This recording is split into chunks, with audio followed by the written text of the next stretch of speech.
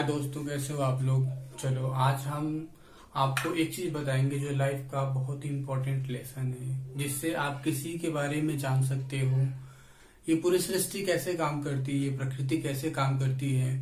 किसी चीज को देखकर हम उसके बारे में आकलन कर सकते हैं, किसी की प्रकृति के बारे में आकलन कर सकते हैं, किसी सिचुएशन को समझ सकते हैं और उस सिचुएशन से निपटने के लिए क्या क्या सोल्यूशन हो सकते हैं हम वो समझ सकते हैं। देखिए, आयुर्वेद में कहा जाता है कि पूरी सृष्टि, आज हम जिस बात पे बात करेंगे वो हमारा है 3 गुण। क्या है? 3 गुण। इस 3 गुण के ऊपर हम बात करेंगे। जब 3 गुण के बारे में बात कर लेते हैं तो उससे पहले हम ये समझते हैं कि गुण होता क्या है। देखो, गुण किसी भी द्रव्य के अंदर पाया जाने वाला वो भाव है जो उससे कभी अलग नहीं हो सकता, और यदि उस द्रव्य से वो गुण हटा दिया जाए तो उस द्रव्य का अस्तित्व ही खत्म हो जाता है। द्रव्य जो गुण होते हैं किसी के अंदर पाया जाने वाला एक ऐसा भाव है जो उसको अंदर हमेशा रहता है, द्रव्य के साथ ही रहता है। ठीक है, यानी उसके साथ एक समवाय संबंध से रहता है। ऐसा समवाय संबंध कि एक है तो दूसरा है, दूसरा है तो पहला है। यानी अगर द्रव्य है, यानी कोई सब्सटेंस है, अगर सब्सटेंस है तो यहाँ पे गुण रहेगा, यानी क्वालिटी रहेगी। अगर सब्सटेंस नहीं तो क्वालिटी नहीं। यानी ये है तभी ये है, या फिर ये है तभी ये है। यानी कि गुण एक ऐसा भाव होता है जो उसके अंदर विद्यमान ही रहता है, या यूं कहे तो उसके अंदर तो किसी द्रव्य के अंदर पाया जाता है। लेकिन गुण को बेसिकली क्या कहते हैं?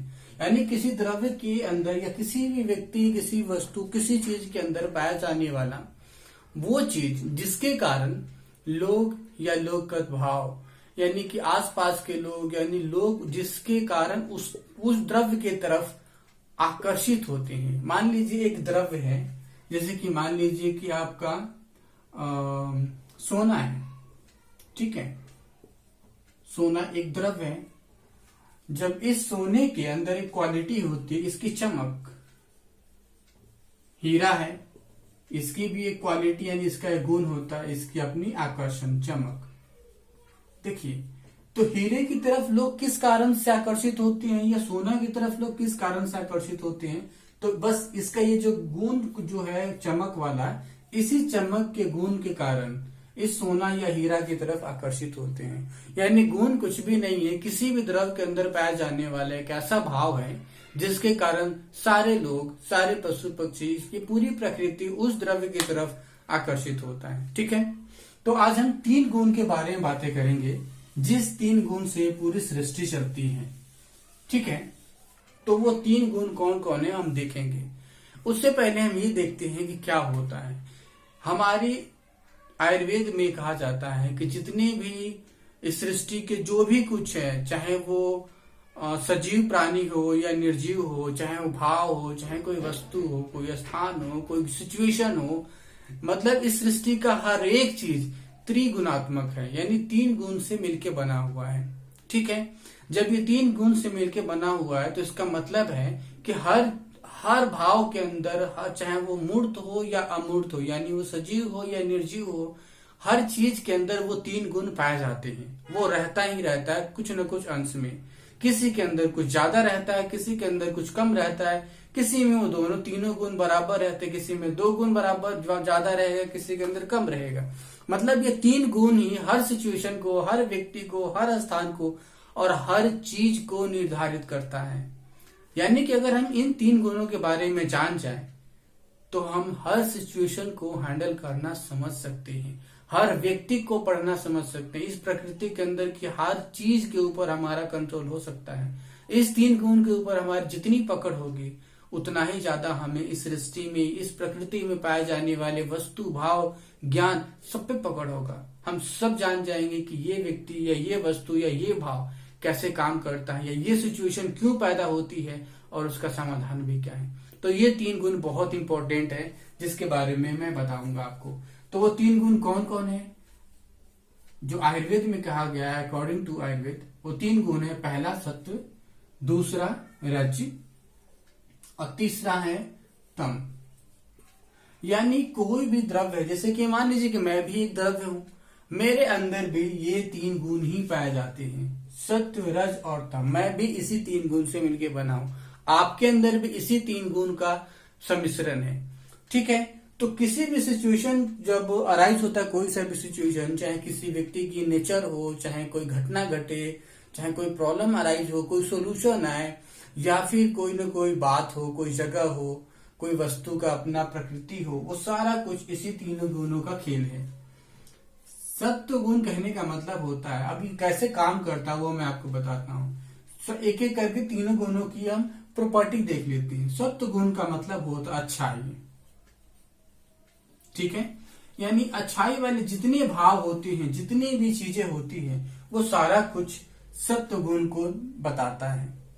रजगुण, रजगुण का मतलब होता है ऊर्जा, यानी किसी भी चीज को करने के लिए जो भी ऊर्जा वाली चीज होती है, वो सारा चीज रजगुण से होता है। जैसे कि गुस्सा आना, ईर्ष्या करना, उत्साह लेना, और क्या बोलोगे, उल्लास में होना, खुशी में होना, कुछ करने की ठानना, जिद करना, पाना, वेग आना, किसी चीज को करना है ऐसा विचार आना, वो सारा कुछ आपका क्या होता है, रजगुण होता है। यानी ये विकास को प्रदर्शित करता है, कुछ चेंज को लाता है। कुल मिला के क्या है, ये चेंज को बताता है। चेंज करने वाले जो भी भाव होते हैं, जो भी चीजें होती है, सब कुछ रजगुण को निर्धारित करता है। जैसे वेग हो गया, कुछ भी हो गया।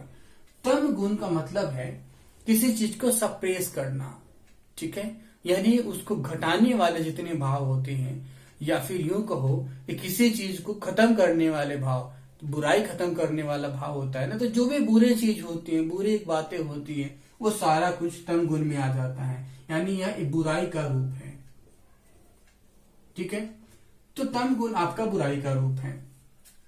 इसी अच्छाई, विकास यानी चेंज और बुराई, इन्हीं तीनों चीज के बेस पे आप किसी भी वस्तु की नेचर, किसी भी वस्तु का प्रकृति, या किसी भी वस्तु के बारे में, उस किसी सिचुएशन के बारे में, कोई सिचुएशन आप क्रिएट भी कर सकते हो और कोई सिचुएशन का आप समाधान भी निकाल सकते हो।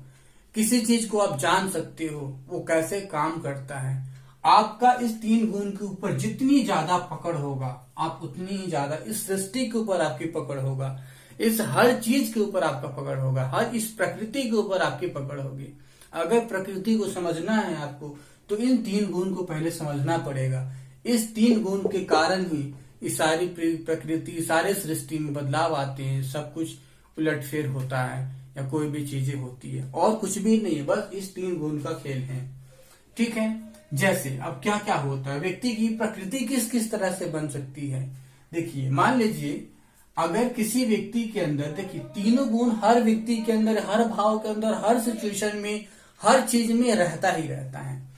कभी कभी क्या होता है, किसी सिचुएशन में, या किसी यूनिट टाइम के किसी इंस्टेंट पे, किसी व्यक्ति के अंदर या किसी सिचुएशन में सत्व बढ़ा हुआ मिल सकता है, रज और तम ये कम होते हैं। किसी व्यक्ति के अंदर रज बढ़ा हुआ मिल सकता है, उसके अंदर सत्व या तम कम हो सकता है। या फिर किसी व्यक्ति के अंदर तम बढ़ा हुआ मिल सकता है, सत्व और रज तम होगा। जब किसी व्यक्ति के अंदर सत्व बढ़ा हुआ है, रज और तम कम है, तो क्या कहलाएगा, उसके अंदर उसकी आदतें, उसकी हरकत, उसकी सोच, उसके विचार, उसके सारे एक्टिविटीज, सब कुछ उसके अंदर जो भी ऊर्जा पैदा होगा, वो अपने ऊर्जा पैदा करने के तरीके और ऊर्जा को स्थानांतरित करने के तरीके, सब कुछ अच्छे तरह से करेगा, यानी सात्विक रूप से रहेगा वो।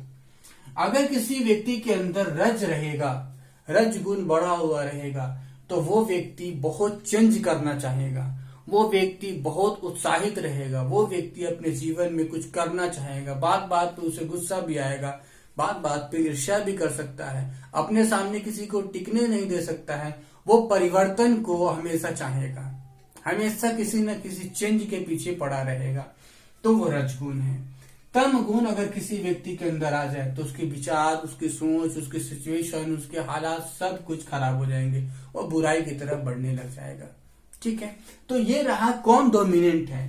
अगर किसी के अंदर सत्व गुण डोमिनेंट है, तो सत्व के जैसे बिहेव करेगा। रज गुण डोमिनेंट है, तो रज गुण के अकॉर्डिंग वो बिहेव करेगा, और तम डोमिनेंट है, तो तम के अकॉर्डिंग बिहेव करेगा। तो क्या ये 3 ही चीज बन सकते हैं? नहीं, देखिए ऐसा भी तो हो सकता है ना, जिसको हम हाइब्रिडाइजेशन बोलते हैं। हाइब्रिडाइजेशन कहने का मतलब क्या हुआ? हाइब्रिडाइजेशन हम पढ़ते हैं ना, एक दूसरे से मिल जाता है, ट्रेट जिसको बोलते हैं, जिससे हम पढ़ते थे ना, कैपिटल टी स्मॉल टी मिलता था तो क्या हो जाता था? Capital T small T, hybridization हो जाता था ना। ठीक ऐसे ही क्या ऐसा नहीं हो सकता सत्व और रज ये दोनों समान हो जाए और ये बराबर हो जाए, ये बड़ा हो जाए? ऐसा भी हो सकता है सिचुएशन में, ये अलग हो, सबसे ज्यादा ये अलग हो, ऐसा बन सकता है। या फिर ऐसा हो सकता है ये दोनों ज्यादा बड़ा हो किसी व्यक्ति के अंदर या किसी सिचुएशन में और ये कम हो, ये दोनों ज्यादा बड़ा हो और ये कम हो, या फिर ये दोनों ज्यादा बड़ा हो और ये कम हो। तो इस तरीके से आप ओवरऑल देखोगे, ऐसे तो प्रकृति बहुत बन जाएगा, लेकिन देखा जाए तो मेनली 7 बन सकता है। कौन कौन से? एक तो इंडिविजुअल आ गए इन सबके, तो 3 इनके बन गए। एक 7 प्रबल हो, ये डोमिनेंट हो तो 1 हो गया, रस डोमिनेंट हो तो 1 हो गया, तम डोमिनेंट हो तो 1, मतलब इंडिविजुअली डोमिनेंट रहेगा तो इसके तो 3 हो गए। अब कोई 2 चीज डोमिनेंट रहेगा, मान लीजिए सत्व और रस किसी के अंदर एक सिचुएशन में डोमिनेंट है, तो ये एक अलग बन गया, और ये तम कम रहेगा तो एक अलग बन गया। ये किसी के अंदर रज और तम ये डोमिनेंट है तो, और सत्व कम है तो एक बन गया। किसी के अंदर सत्व और तम डोमिनेंट है, रज कम है तो एक अलग बन गया। मतलब 3 तो हाइब्रिडाइजेशन बन गया। और किसी व्यक्ति के अंदर या किसी सिचुएशन के अंदर ये तीनों एक समान हो तो वो भी तो बन सकता है ना। तो कुल मिला के कितने बन गए? 7 प्रकृति, यानी 7 तरह का नेचर बन गया। अब ये केवल आदमी के ही होंगे क्या?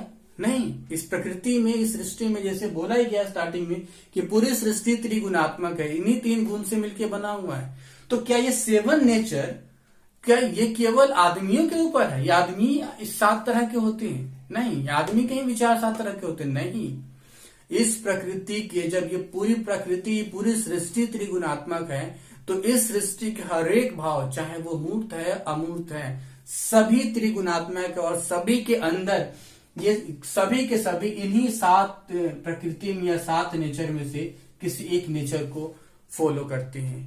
किसी इंस्टेंट ऑफ टाइम के किसी इंस्टेंट पे, यानी कि किसी एक पर्टिकुलर टाइम पे अगर बात करें, किसी सिचुएशन में, जैसे हम बोलते हैं ना, कभी किसी से झगड़ा हो जाता है, तो आप वहां पे गेस करो आपके अंदर कौन सा, उस सिचुएशन में जिस समय झगड़ा होता है, कौन सा गुण बढ़ा हुआ रहेगा?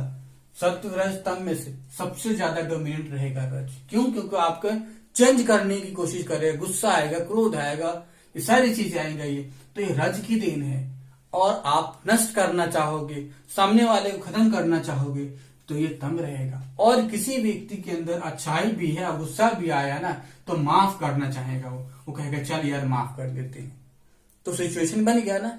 तो उस सिचुएशन को, उस व्यक्ति को समझना है कि वो व्यक्ति कैसा है। मान लो और कोई व्यक्ति रज वाला है, रजगुण बढ़ा हुआ, झगड़ा हो रखा है किसी के साथ, और वो बुरा आदमी है, उसके अंदर तम ऑलरेडी बढ़ा हुआ, उसने रज बढ़ा दिया, आप उसको क्या करोगे? आप उससे कहोगे भैया तुम शांत हो जाओ, तो बुराई हानि करना चाहेगा। तो उसे क्या करना है? आपको ये रज वाली बातें नहीं बोलना है, ना ही तम वाली, ना रज वाली ना तम वाली आपको बातें बोल के उसको समझाना है, बल्कि उसको सत्व करके बोलना है, ताकि सत्व से अपोजिट गुण से इसका नाश हो जाए। जैसे कि गर्म होता है, आग लगी हुई होती है, तो वहां पे पानी डालते हैं ना, आग और पानी दोनों एक दूसरे के विपरीत होते हैं। ठीक उसी तरह तम और सत्व एक दूसरे के विपरीत है, और ये तो बीच का है ना। तो बीच का वो सिचुएशन, झगड़ा वाला सिचुएशन, इसको सॉल्व करने के लिए क्या करोगे आप? वही, यानी उसके बुराई, अगर बुरा उसका नेचर है तो उसके अंदर अच्छाई भरोगे, यानी किसी अच्छे व्यक्ति के पास ले जाओगे, अच्छी अच्छी बातें उसको समझाने की कोशिश करोगे, तब ठीक हो सकता है। लेकिन अगर उसे आपने बोल दिया नफरत वाली बातें, घृणा वाली बातें, ईर्ष्या करने वाली बातें, तब तो और ईर्ष्या करेगा, आग में घी डालने वाली बात हो जाएगा फिर वो। यानी किसी भी सिचुएशन को समझ सकते हो यदि आपको इस 3 गुण के ऊपर कंट्रोल है तो। जितना आपका कंट्रोल रहेगा, आप किसी व्यक्ति के मन को भी पढ़ सकते हो, किसी व्यक्ति के अंदर चल क्या रहा है वो जान सकते हो।